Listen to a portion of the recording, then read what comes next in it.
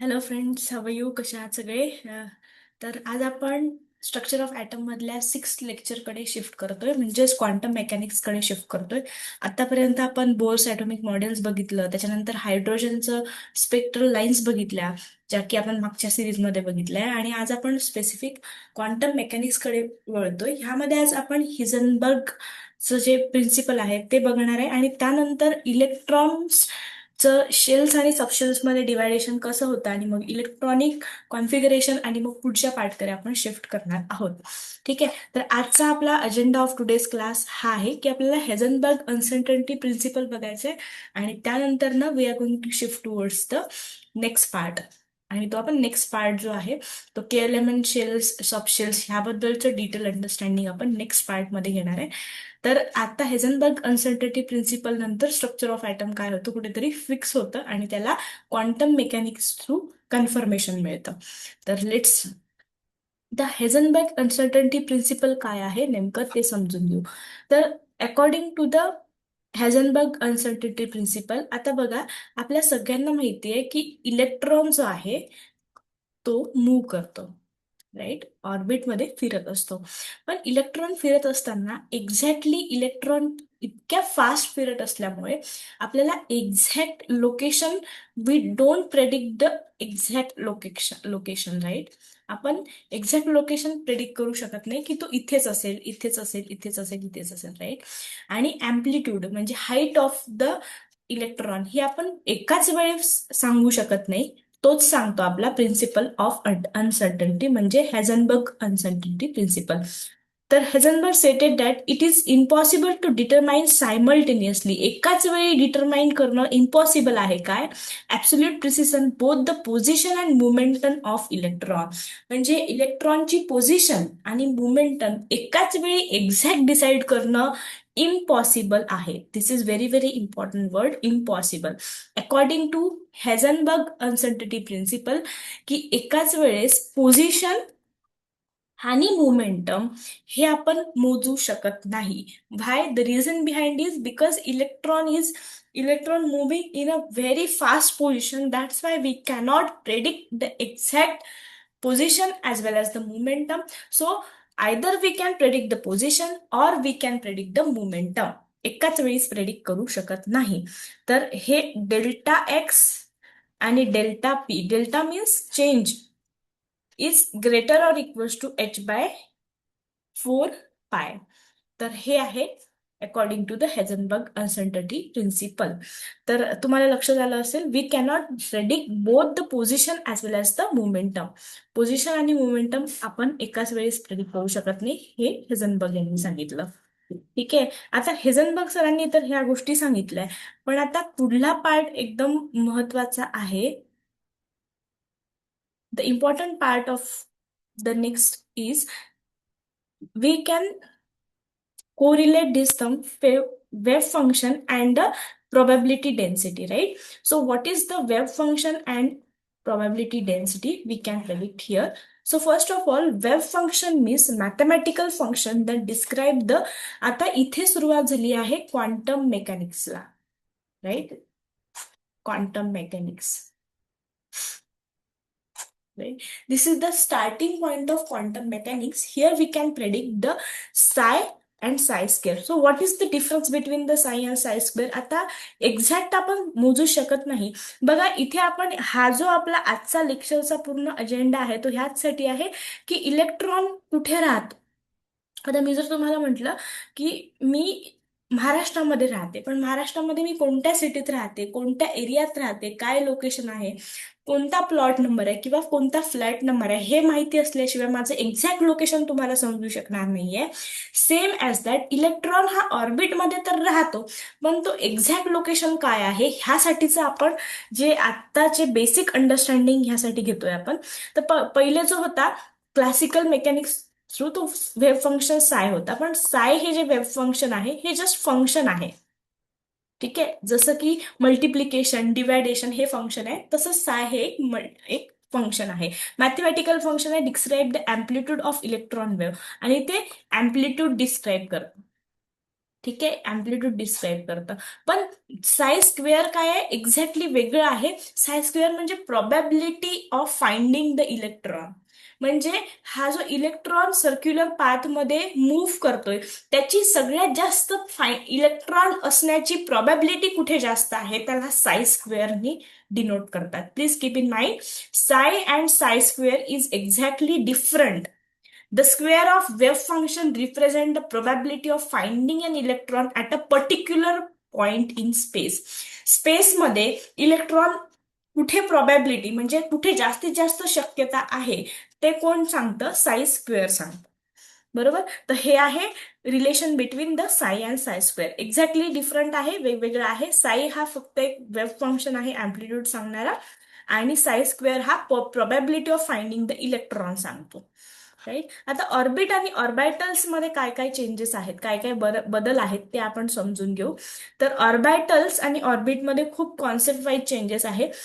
Concept काय आहे ऑर्बिटचा, हे बोरनी सांगितलं आणि हे क्वांटम फिजिक्सने सांगितलंय. क्वांटम फिजिक्सनुसार आपण त्याला ऑर्बिटल्स नाव दिलेलं आहे, म्हणजे कक्षा आपण म्हणू शकतो, ज्यामध्ये इलेक्ट्रॉन काय करतात, मूव्ह करतात. आणि ऑर्बिट हे बोर्सच्या म्हणण्यानुसार आहे. ठीक आहे. कॉन्सेप्ट होता well defined particular circular path of electron. म्हणजे ऑर्बिट बोर्सच्या म्हणण्यानुसार इलेक्ट्रॉन हा सर्क्युलर पाथ मध्येच फिरत असतात. पण ऑर्बिटल्स नुसार 3 डिमेन्शनल म्हणजे एक्स वाय झी एक्सिस मध्ये आपण याचा प्रोबॅबिलिटी बघतो. म्हणजे इलेक्ट्रॉनला फक्त आपण सर्क्युलर पाथ मध्येच मेजर करत नाही, तर we can measure the electron in X Y and Z axis. Right? So this is the very, very important difference between the orbit and orbitals. In orbit, we just measure the electron in circular way, but in orbital, we can predict the electron in 3 dimensional axis, that is x, y, and z. So according to x, y, and z, we can more assuredly predict the electron. आपण absolute आणि एकदम exact location आपण probability काढू शकतो. दुसरा change आहे, ह्यामध्ये planar आणि प्युअरली सर्क्युलर शेप असं सांगितलं इलेक्ट्रॉनला मोजण्याचा किंवा ऑर्बिटचा. याच्यामध्ये सांगितलं आहे ऑर्बिटलमध्ये म्हणजे ऑर्बिटल्स हे वेगवेगळ्या शेपचे असू शकतात. म्हणजे तो एस मध्ये सर्क्युलर असतो, पी मध्ये डम्बेल असतो, डी मध्ये तो डबल डम्बेल असतो, एफ मध्ये तो खूप जास्त कॉम्प्लेक्स असतो. अशा पद्धतीने वेगवेगळे शेप्स ऑर्बिटल्स मध्ये सांगितले आहे. म्हणजे क्वांटम मेकॅनिक्स हे खूप जास्त आपण म्हणू शकतो ऍडव्हान्स आहे. ह्यामध्ये इलेक्ट्रॉनचं मुवमेंट आपल्याला खूप जास्त डिटेलमध्ये समजायला मिळतं. अनसर्टन्टी व्हायलेट्स हझनबर्ग प्रिन्सिपल, हे हेझनबर्ग प्रिन्सिपलला काय करतं, म्हणजे टाळतं किंवा नाकारतं. पण ऑर्बिटल्स हे अलाईन आहे हेझनबर्ग प्रिन्सिपलनुसार. म्हणजे क्वांटम मेकॅनिक्स मध्ये हेझनबर्ग प्रिन्सिपलला त्यांनी मान्यता दिलेली आहे की एकाच वेळी आपण पोझिशन आणि मोमेंटम मोजू शकत नाही. हे हेझनबर्ग प्रिन्सिपलनी सांगितलंय आणि ते त्यांनी अलाईन त्याच्यासोबत आहेत क्वांटम फिजिक्स. ठीक आहे. इलेक्ट्रॉनची लिमिट एका ऑर्बिटमध्ये किती असणार, तर it 2n² electron. But orbitals काय सांगतं, एका ऑर्बिटमध्ये फक्त 2च इलेक्ट्रॉन राहू शकतात. हा मेजर डिफरन्स आहे ऑर्बिटल्स मधला, म्हणजेच हा मेजर डिफरन्स आहे क्लासिकल मधला आणि क्वांटम फिजिक्स मधला. तर अशा पद्धतीने आपण चेंजेस बघितले, आणि ह्या सगळ्या गोष्टी मग ऑर्बिटल्स मध्ये किंवा इलेक्ट्रॉन प्रोबॅबिलिटी फाइंड आउट करण्यासाठी काय झालेल्या आहे, लागू झालेल्या आहेत. तर अशा पद्धतीने आपण क्वांटम मेकॅनिक्सकडे शिफ्ट करतोय. आता जे आपण क्वांटम मेकॅनिक्सचं बेसिक बघतोय, नेक्स्ट पार्टमध्ये म्हणजे 6th पार्टमध्ये आपण अजून डिटेलमध्ये बघणार आहे. सो डोंट बी वरी. तर आत्ताचा पार्ट खूप जास्त इम्पॉर्टंट आहे. आतापर्यंत आपण खूप वेगवेगळ्या गोष्टी बघितल्या. आपण स्टोरीच्या माध्यमातून प्रत्येक म्हणजे इलेक्ट्रॉन, प्रोटॉन, न्यूट्रॉनच्या स्टडीपासून ते आतापर्यंत इलेक्ट्रॉन स्पिन म्हणजे इलेक्ट्रॉनची प्रोबॅबिलिटी पर्यंत वेगवेगळ्या सायंटिस्ट लोकांनी केलेलं काम बघितलं. पण आता त्यांनी केलेल्या कामाचा निष्कर्ष आपण क्वांटम मेकॅनिक्स पर्यंत येऊन ठेपलेलो आहे. आणि आता आपल्याला त्याच्यावरचं इम्प्लिमेंटेशन म्हणजे ते जे काम त्यांनी केलेलं आहे त्या कामावरून आपल्याला एक्झॅक्ट इलेक्ट्रॉनिक कॉन्फिगरेशन काढायचं आहे. स्ट्रक्चर ऑफ ॲटम आपल्याला माहिती झालेलं आहे. आणि अशा पद्धतीने आपण काय काय गोष्टी शिकलो, तर आपण हे सगळ्या सायंटिस्टच्या याच्यापासून प्रूव्ह केलं की atom is made up of matter right. मॅटरचा खूप स्मॉल पार्ट ॲटम आहे आणि ॲटम मध्ये मधात न्यूक्लियस असतो आणि इलेक्ट्रॉन काय असतात, मूव्ह करत असतात. न्यूक्लियस मध्ये काय काय असतो, तर न्यूक्लियस मध्ये न्यूट्रॉन्स आणि प्रोटॉन्स असतात. न्यूट्रॉन्सचा चार्ज 0 आहे, प्रोटॉन्सचा पॉझिटिव्ह आहे, त्यामुळे न्यूक्लियसचा एंटायर चार्ज पॉझिटिव्ह असेल आणि इलेक्ट्रॉनचा चार्ज निगेटिव्ह असेल. हे आपण प्रूव्ह केलेलं आहे आणि हे भरपूर गोष्टींमध्ये प्रूव्ह झालेलं आहे. इलेक्ट्रॉन बंबार्ड होत नाही, इलेक्ट्रॉन एका सर्क्युलर पाथमध्येच फिक्स असतात स्टेशनरी फेजमध्ये. हे बोर्सने प्रूव्ह केलेलं आहे. त्याच्यानंतर मॅक्सवेल लॉनुसार पण हे प्रूव्ह झालेलं आहे. आणि मग आपण क्वांटमकडे आलो. आता इलेक्ट्रॉन नेमका कुठे राहतो किंवा इलेक्ट्रॉनचे शेल्स काय आहेत, सबशेल्स काय आहे, ह्यासाठी आपण क्वांटम मेकॅनिक्सचा आधार घेणार आहे आणि त्यासाठी आपण क्वांटम नंबर शिकणार आहे. So what are the quantum numbers, very very important for today's session. So quantum number म्हणजे काय, क्वांटम नंबर कशासाठी शिकायची गरज आहे, तर एक्झॅक्ट ऍड्रेस काढण्यासाठी, एक्झॅक्ट लोकेशन ऑफ इलेक्ट्रॉन काढण्यासाठी. Why there is a need of quantum number, why there is a need of quantum number?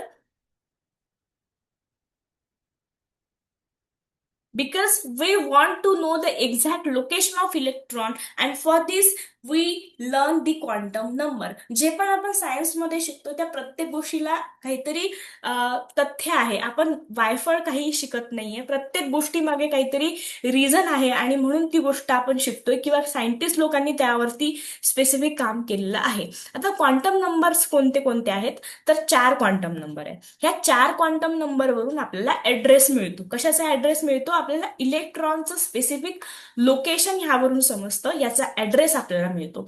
So what are those? Principal quantum number, azimuthal quantum number, magnetic quantum number and spin quantum. तर हे next चॅप्टरमध्ये अजून डिटेलमध्ये बघणार आहे आपण, पण थोडंसं डिटेलमध्ये मी ह्यामध्ये सांगते. प्रिन्सिपल क्वांटम नंबरमध्ये आपल्याला काय समजतं, तर defines the shell and energy level size of the orbital. ह्यामध्ये आपल्याला ऑर्बिटल्सची साईज समजते, त्याचबरोबर एनर्जी समजते, त्याचबरोबर किती शेल्स आहेत ते समजतात. अझिम्युथल क्वांटम नंबरमध्ये आपल्याला शेप समजतो. शेप म्हणजे एखादा सबशेल, ह्यामध्ये आपल्याला शेल्स बद्दलची माहिती मिळते, तर ह्यामध्ये आपल्याला सबशेल्स बद्दलची माहिती मिळते. आणि सबशेल्सचे पण शेप कसे आहेत, म्हणजे सर्क्युलर, त्याचा त्याचा शेप, प्रत्येक व्यक्तीचा शेप वेगवेगळा असतो, तसंच प्रत्येक सबशेल्सचा पण शेप वेगवेगळा आहे आणि त्याची डिटेल अंडरस्टँडिंग आपल्याला अझिम्युथल क्वांटम नंबर मध्ये मिळते. मॅग्नेटिक क्वांटम नंबरमध्ये आपल्याला इलेक्ट्रॉनचं ओरिएंटेशन समजतं, म्हणजे इलेक्ट्रॉन एक्झॅक्टली एक्स डिरेक्शनला आहे, वाय डिरेक्शनला आहे की झेड डिरेक्शनला आहे, कुठे तो जास्त प्रोबॅबिलिटी आहे, हे आपल्याला मॅग्नेटिक क्वांटम नंबरवरून समजतं. स्पिन क्वांटम नंबरमध्ये आपल्याला डायरेक्शन ऑफ इलेक्ट्रॉन समजतो, म्हणजे इलेक्ट्रॉन हा अपवर्ड डिरेक्शननी आहे की डाऊनवर्ड डिरेक्शननी आहे, ज्याचं detail understanding we got to know in spin. Right. तर अशा पद्धतीने आपल्याला डिटेल अंडरस्टँडिंग ह्या 4 क्वांटम नंबरवरून मिळत असतं. आता हे पहिल्यांदा जेव्हा तुम्ही शिकत असाल, तर हे थोडंसं आपल्याला बेसिक 9th मध्ये सुद्धा असेल, पण आज शिकताना पहिल्याच वेळेस तुमचं पूर्ण लक्षात राहील असं काही गरजेचं नाहीये. सो डोंट वरी, थोडा हार्ड जाट असेल तरी जर तुम्ही एकदा दोनदा तीनदा जर परत परत हे कॉन्सेप्ट समजून घेतले, तर तुम्हाला पाठ करायची गरज नाहीये. परत एकदा ब्रीफ मधून सांगते. There are 4 quantum number. First is principal quantum number, ठीक आहे, डिनोटेड बाय एन. ह्यावरून आपल्याला एनर्जी समजते, शेल्स समजतात. Second is azimuthal quantum number, denoted by L. ह्यावरून आपल्याला एक्झॅक्ट सबशेल समजतं आणि शेप समजतो, शेप ऑफ द सबशेल समजतो. Third is magnetic quantum number. ह्यावरून आपल्याला काय समजतं, ह्यावरून आपल्याला ओरिएंटेशन समजतं. ओरिएंटेशन म्हणजे direction of electron. What exactly the electron, where the electron is located in 3 dimensional species, that is x, Y आणि झी मध्ये कुठे कुठे इलेक्ट्रॉन राहतो, एक्झॅक्ट इलेक्ट्रॉन राहण्याची प्रोबॅबिलिटी कुठे आहे, याचं डिटेल अंडरस्टँडिंग आपल्याला मॅग्नेटिक मध्ये समजतं. आणि स्पिन म्हणजे इलेक्ट्रॉन स्वतः, स्पिन म्हणजे स्वतःभोवती फिरतो, तर तेव्हा तो अपवर्ड डिरेक्शनला फिरतो की डाऊनवर्ड डिरेक्शनला फिरतो, याचं डिटेल अंडरस्टँडिंग आपल्याला स्पिन क्वांटम नंबर थ्रू समजत असतं. आता हे कसे काढायचे, कशा पद्धतीने कॅल्क्युलेट करायचे, सो डोंट वरी, आपण समजून घेणार आहे वन बाय वन. हे प्रॉपर नोट करायचं आहे आणि इथे क्वेश्चन विचारला जाणार आहे. 3 ते 4 मार्क तुमचे इथे कव्हर होतील. सो बी पेशन्स. आता सगळ्यात महत्वाची गोष्ट, हे जे रूल्स वगैरे आहे ह्या सगळ्या गोष्टी आपण नंतरच्या पार्टमध्ये बघू, कारण एकाच पार्टमध्ये तुम्हाला खूप कन्फ्युजन होईल. तर सगळ्यात पहिले तर आपण हे बघणार आहे की सबशेल्स काय कोणते कोणते आहेत. तर एस, पी, डी आणि एफ हे सबशेल्स आहेत. एस सबशेल हा किती मॅक्झिमम ऑर्बिटल्स 1 असतो. पी मध्ये मॅक्झिमम ऑर्बिटल 3 असतात. डी मध्ये मॅक्झिमम ऑर्बिटल 5 असतात. आणि एफ मध्ये मॅक्झिमम ऑर्बिटल्स किती असतात? 7 असतात. ठीक आहे. तर अशा पद्धतीने सबशेल्सची नावं आहेत एस, पी, डी आणि एफ. शेप आहे, एसचा स्पेरिकल शेप असतो. एसचा स्पेरिकल शेप असतो. पी चा जो आहे तो डंबल शेप असतो. डंबल्स असतात ना जे आपण याच्यासाठी वापरतो. आणि डी चा शेप आहे तो डबल डंबेल शेप आहे. आणि एफ चा शेप आहे जो कॉम्प्लेक्स शेप आहे, जो खूप कठीण आहे. अशा पद्धतीचे हे वेगवेगळे शेप्स आहेत. ठीक आहे. आपण डायग्रामच्या माध्यमातून पण समजून घेऊ, so you can get the clear idea about this. Don't get confuse. ठीक आहे. आता इथे सबशेल्स बद्दलच आपण समजून घेतोय. सबशेल्स मध्ये एसपीडीएफ आहेत. प्रत्येक एका सबशेल्स मध्ये पण वेगवेगळे ऑर्बिटल्स असतात. क्वांटम कॉन्स्टंट हे आपण नंतर बघूया. आपण पहिले शेल्सचे डायग्राम. आता हा एस ऑर्बिटल्स, एस एस नावाचा सबशेल आहे. हा पी नावाचा आहे. ठीक आहे. P X, P Y and P Z. त्याच्यानंतर हे पी, पी मध्ये P X, P Y and P Z. नंतर हे डी मध्ये 5 ऑर्बिटल्स आहेत. D X Y, D Y Z, D Z H, D X square Z square. त्याच्यानंतर F मध्ये हे 7. अशा पद्धतीने S orbital are simple spheres. P and d orbital have nodal planes where the probability of finding electron is zero. The spatial distribution is determined entirely by the azimuthal and magnetic quantum number. So these are the basic of the orbital. These are the basic of quantum numbers. What are the quantum numbers? How many quantum numbers we have? Principal quantum number, azimuthal quantum number, magnetic quantum number, and spin quantum number. तर ह्यावरून exactly कशा पद्धतीने electron find करायचे आहेत ते आपण next पार्टमध्ये बघूया. आणि ह्या बाबतीत काही क्वेश्चन्स तुमच्या माइंडमध्ये असतील तर definitely you can ask me. तर आजच्या पार्टमध्ये आपण हेझनबर्ग अनसर्टन्टी प्रिन्सिपल पाहिलं. ह्यामध्ये we we cannot predict position and amplitude at one time. आपण एकाच वेळेस इलेक्ट्रॉनचं पोझिशन आणि अँप्लिट्यूड फाइंड करू शकत नाही. हे आपण हेझनबर्ग अनसर्टन्टी प्रिन्सिपल नुसार बघितलेलं आहे. आणि तर का बघू शकत नाही? The reason behind is because electron is moving in a very fast direction, so we cannot predict at a time position and amplitude. तर मग इथे जन्म झालेला आहे क्वांटम मेकॅनिक्सचा. आणि क्वांटम मेकॅनिक्समध्ये आपण 3 ते 4 गोष्टी बघितल्या. काय काय गोष्टी बघितल्या? तर आपण साय आणि साय स्क्वेअर बद्दल बघितलं, ऑर्बिट आणि ऑर्बिटल्स बद्दल बघितलं, आणि त्यानंतर आपण 4 क्वांटम नंबर बघितले. तर आपण एकदा रिकॅप करून घेऊ. What are those? रिकॅप मध्ये आपण साय हे एक वेव्ह फंक्शन आहे हे बघितलं. ठीक आहे. It's just a wave function. जसं की बाकीचे जे फंक्शन आहेत, multiplication, addition, subtraction, these are the wave function, and same as that we have the wave function like psi, but psi square is different than psi. Psi is the probability of finding electron. Electron सगळ्यात जास्त कुठे असतो त्याला आपण साय स्क्वेअरनी denote करतो किंवा सांगतो. आता इलेक्ट्रॉन शोधण्यासाठी, इलेक्ट्रॉनचं लोकेशन, इलेक्ट्रॉन कुठे राहतोय शोधण्यासाठी we have the 4 quantum numbers. So what are those हे पण आपण शिकलो. पण त्याआधी आपण हे समजून घेतलं की एक्झॅक्टली त्यानंतर आपण हे समजून घेतलंय की S, P, D, F, these are the subshells. आणि क्वांटम नंबर कोणते आहे? प्रिन्सिपल क्वांटम नंबर एननी डिनोट करतात. ह्यामध्ये आपल्याला एनर्जी समजते, शेप समजतात.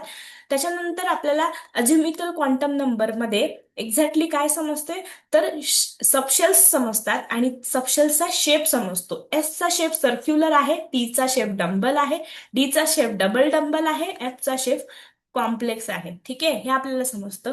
त्यानंतर आपल्याला मॅग्नेटिक क्वांटम नंबरमध्ये मॅग्निट्यूड म्हणजेच आपल्याला ओरिएंटेशन ऑफ इलेक्ट्रॉन समजतं, एक्झॅक्ट लोकेशन ऑफ इलेक्ट्रॉन समजतं. आणि त्यानंतर आपण काय शिकलो, तर आपण स्पिन शिकलो. ह्यामध्ये आपल्याला डायरेक्शन ऑफ इलेक्ट्रॉन समजतं, म्हणजे इलेक्ट्रॉन हा अपवर्ड डिरेक्शन मध्ये आहे की डाऊनवर्ड डिरेक्शन मध्ये आहे, याचं डिटेल अंडरस्टँडिंग आपल्याला ह्या पार्टमध्ये समजतं. अशा पद्धतीने आपण हेझनबर्ग अन्सर्टनिटी प्रिन्सिपल आणि आपण क्वांटम मेकॅनिक्सकडे कशा पद्धतीने शिफ्ट झालोय ते समजलंय. आणखी एक पार्ट राहिला ऑर्बिट आणि ऑर्बिटल मधला फरक. बोर्स मॉडेलमध्ये ऑर्बिट बद्दलचं डिटेल अंडरस्टँडिंग आपल्याला दिलं गेलेलं होतं. ऑर्बिट म्हणजे एक कक्षा ज्यामध्ये इलेक्ट्रॉन फिरत असतो, पण ऑर्बिट मध्ये त्यांनी सर्क्युलरच पाथ आहे असं सांगितलं होतं. इलेक्ट्रॉन एक सर्क्युलर पाथ मध्येच फिरतात हे सांगितलं होतं. इथे 2D होतं, पण ऑर्बिटल्स ही अशी संकल्पना होती क्वांटम मेकॅनिक्सची, ह्यामध्ये इलेक्ट्रॉन 3D मध्ये ओरिएंटेशन दिला गेलेला होता. त्याचबरोबर इलेक्ट्रॉन फक्त सर्क्युलर पाथमध्ये फिरतो असंच नाहीये, तो double circular spherical part, dumbbell as well as double dumbbell as well as complex part मध्ये सुद्धा फिरू शकतो. याचा डिटेल गायडन्स आपल्याला ऑर्बिटल्स म्हणजे क्वांटम मध्ये दिला गेलं. आणि क्वांटम थेअरी इज नाव फिक्स देअर की electron is moving in the circular path, but electron is not fixed. Electron is, we can just assume and we can just predict the probability of finding the electron, आणि ते size स्क्वेअरने आपण denote करत असतो. अशा पद्धतीने आपण orbital types of quantum number बघितले. Next पार्टमध्ये आपण क्वांटम नंबर वरून इलेक्ट्रॉनचं फाइंडिंग कॅपॅसिटी कशा पद्धतीने काढायची आहे, इलेक्ट्रॉन कॉन्फिगरेशनचा पाया आपण नेक्स्ट पार्टमध्ये बघतोय. नेक्स्ट पार्टमध्ये आपल्याला शेप्स ऑफ ऑर्बिटल्स आणि रूल्स समजतील. इलेक्ट्रॉनचे शेप्स, ऑर्बिटल्सचे शेप्स कसे असतात, SPDF चे शेप्स कसे असतात, आणि what are the rules we follow in electronic configuration हे समजणार आहोत. आता 8, 9 आणि 10, 7, 8, 9 ह्या 3 पार्टमध्ये आपल्याला इलेक्ट्रॉनिक कॉन्फिगरेशन पूर्ण काढता येणार आहे, जवळजवळ 1 ते 30 पर्यंत. आणि याचा बेसिक अंडरस्टँडिंग, इलेक्ट्रॉनिक कॉन्फिगरेशन काढण्यासाठी काय रूल्स आहेत, अबव प्रिन्सिपल, त्याच्यानंतर हंट्स प्रिन्सिपल, ह्या सगळ्या 3 प्रिन्सिपल पण आपण ह्या नेक्स्ट पार्टमध्ये, अपकमिंग पार्टमध्ये बघणार आहोत. So stay tune with us. काही कन्फ्युजन असेल तर विचारा. एकदम बेसिक पासून आपण पुढे जातोय. बघा, beauty of chemistry is structure of atom, electron, proton, neutron पासून आज आपण मागे सुरू केलं होतं. पण आता चक्क आपल्याला पूर्ण इलेक्ट्रॉन म्हणजे पूर्ण ॲटमचं स्ट्रक्चर समजलेलं आहे. ॲटमच्या आतमध्ये इलेक्ट्रॉन, आतमध्ये सगळ्या गोष्टी आपल्याला विथ शेप सुद्धा समजलेल्या आहेत. आणि आता आपल्याला इलेक्ट्रॉनिक कॉन्फिगरेशन पण त्यावरून काढता येणार आहे, जे की आपला पाया पूर्णपणे भक्कम आणि मजबूत करणार आहे. तर अशा पद्धतीने जर तुम्ही एक एक स्टेप शिकत गेले तर तुम्हाला खूप जास्त इंटरेस्ट येईल, जसा की मला शिकवताना येतोय. तर नेक्स्ट पार्टमध्ये आपण लवकरच नवीन पार्ट सोबत भेटणार आहे. अजून काही गायडन्स लागत असेल तर डेफिनेटली तुम्ही मला विचारू शकता. ओके, तर तोपर्यंत take care and bye bye.